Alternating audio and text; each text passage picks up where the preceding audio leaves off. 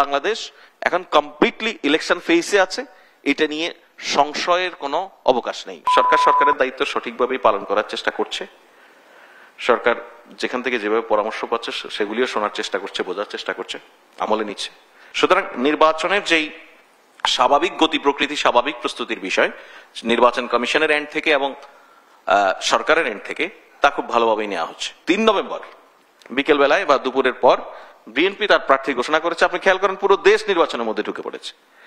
যেই মানুষগুলি টোটাল এই নির্বাচনের প্রক্রিয়া যদি থেমে যায়, কোনো না কোনো ভাবে সুবিধাভোগী হতে পারে। আমি এই কোনো না কোনো বলতে অনেক বড় জায়গা এটা। আমার যদি ব্যক্তিগত অভিপ্রায় পেয়ে বসে যে না, প্রধান উপদেষ্টার মেয়াদ কোনোদিন শেষ করতে দেওয়া যাবে না আমার চাকরিটা দীর্ঘায়িত করার জন্য, সুতরাং আমি আমাকে দিয়ে উদাহরণটা দিলাম আপনার বোঝার সুবিধার্থে এবং কাউকে হার্ট না করার জন্য।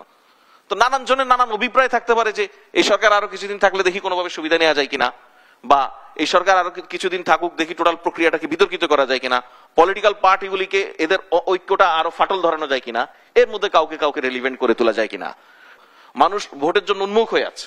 আমরা এখানে গণভোট আগে হবে কি পরে হবে, পিআর হবে কি হবে না, এসব নিয়ে আর ব্যস্ত নেই। বাংলাদেশ এখন কমপ্লিটলি ইলেকশন ফেজে আছে, এটা নিয়ে সংশয়ের কোনো অবকাশ নেই। News Vision Digital Multimedia.